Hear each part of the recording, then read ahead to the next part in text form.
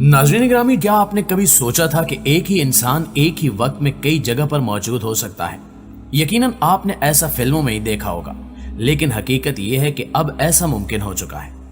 अब एक ही इंसान एक ही वक्त में मुख्तलिफ जगहों पर मौजूद हो सकता है और अपनी सरगर्मियां अंजाम दे सकता है।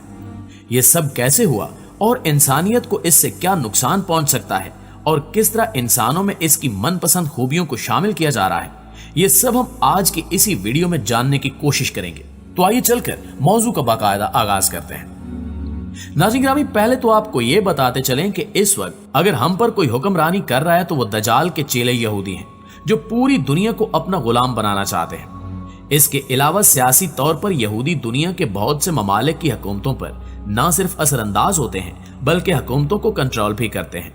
जबकि अक्सर ममालिक के हुक्मरान यहूदियों के हाथ की कठपुतली बने हुए हैं और वो वही कुछ करते हैं जो यहूदी चाहते हैं।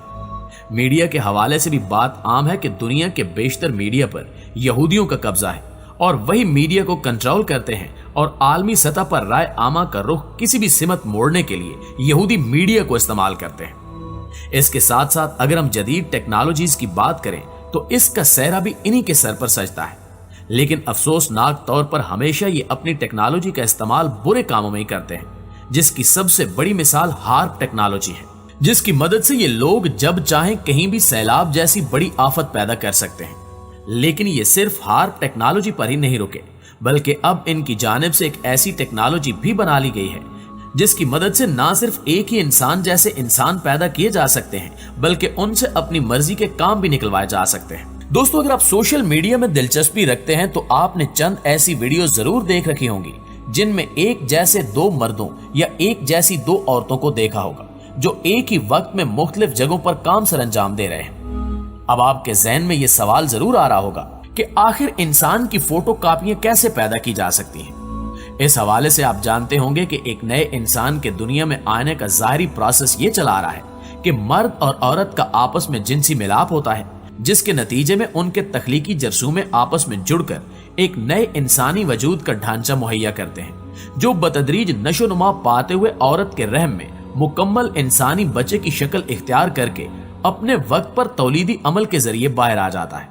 लेकिन इस नए सिस्टम में मर्द और औरत का मिलाप जरूरी नहीं है, बल्कि इनके जिस्म के वो खुलिए या इनमें से किसी एक के जिस्म के वो खुलिए जो माँ के रहम में इंसानी वजूद की मंजिल तक पहुंचते हैं, एक मशीनी तरीक़ेकार के जरिए ये मराहल तय करेंगे और इसके टेक्निकल तकाजे पूरे करते हुए इन खुलियों को इंसानी वजूद की मंजिल तक पहुंचाया जाएगा।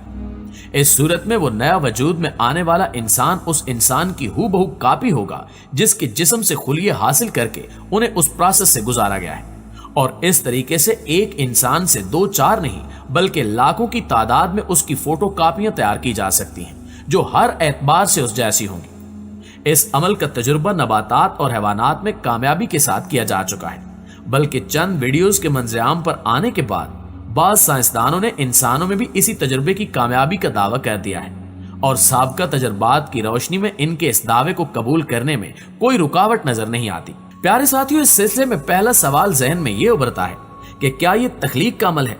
क्योंकि अगर इसे तख्लीक का अमल करार दे दिया जाए तो कुरान करीम के इस दावे की नफी हो जाती है कि खालिक सिर्फ अल्लाह ताला की जात है और इसके सिवा सब लोग जमा होकर एक मक्खी भी पैदा नहीं कर सकते। लेकिन क्लोनिंग का अमल ये बताता है कि इसे मजाजी तौर पर एक नई तख्लीक कह लिया जाए तो भी हकीकतन ये तख्लीक का अमल नहीं है,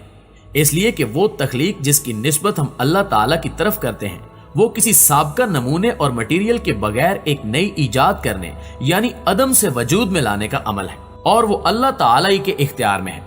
इसके सिवा ये बात किसी और के बस में नहीं है कि वो किसी मटेरियल और नमूने के बगैर कोई नई चीज बना ले, और ना ही आज तक ऐसा हो सका है। साइंसदानों ने अब तक जितनी चीजें इजाद की हैं वो पहले से मौजूद मटेरियल को नई तरकीब के साथ जोड़कर बनाई गई हैं। कोई एक भी ऐसी चीज नहीं है जिसका मटेरियल किसी साइंसदान या हुनरमंद ने इजाद किया हो। जबकि कायनात में मौजूद मटेरियल की मुख्तलिफ शक्लों तक रसाई हासिल करना और इसे मुख्तलिफ सूरतों में जोड़कर नई से नई इजाद की सूरत में लाना इन इंसानी कमालात का एक हिस्सा है जो खुद अल्लाह ताला ने इंसान को अता किए हैं, और इंसान की इस खुदादाद कमाल का कुरान करीम में जा बजा एतराफ किया गया है। दोस्तों, अगर हम इंसानी क्लोनिंग का जायजा लें तो हमें इसकी दर्जा बंदी करनी पड़ेगी اور اس کی مختلف صورتوں کا الگ الگ جائزہ لینا ہوگا۔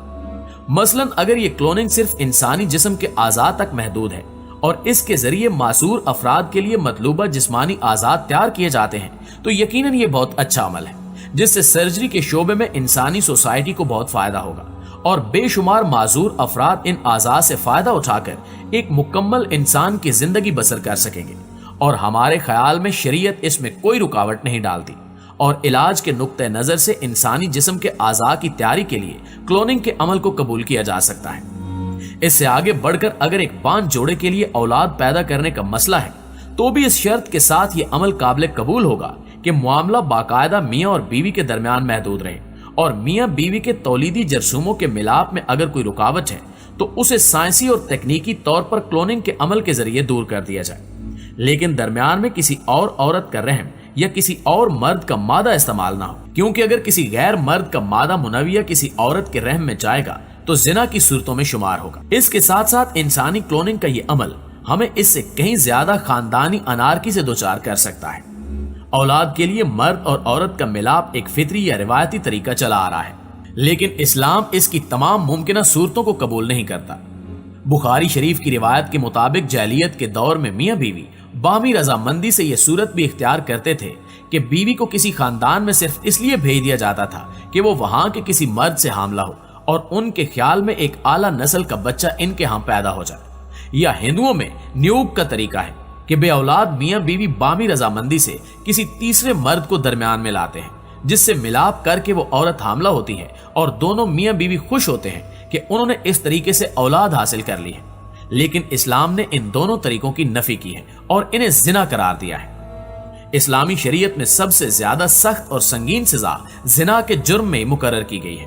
اور تورات کی بیان کردہ اس سزا کو جناب نبی اکرم صلی اللہ علیہ وآلہ وسلم نے اسلامی شریعت میں برقرار رکھا ہے کہ شادی شدہ مرد یا عورت اگر زنا کا ارتکاب کریں تو انہیں سنسار کر دیا جائے۔ اس کی ایک بڑی وجہ یہ ہے کہ انسانی سوسائٹی میں خاندان کے بنیادی یونٹ کے تحفظ، رشتوں کے تقدس اور باہمی حقوق کے تحفظ اور ادائیگی کا دار و مدار اس بات پر ہے کہ نسب کا تعلق واضح ہو اور اس میں کوئی ابہام نہ ہو۔ زنا چونکہ نسب میں ابہام پیدا کرتا ہے اور اس سے رشتوں کے تعین، وراثت اور نکاح کے جواز وغیرہ کے سارے معاملات ضبط ہو کر رہ جاتے ہیں، اور اس کے نتیجے میں خاندانی نظام اپنی فطری اور قانونی بنیاد سے محروم ہو کر تباہی کا شکار ہو جاتا ہے۔ اس لیے اسے اسلام نے کسی صورت میں اور کسی حالت میں گوارا نہیں کیا۔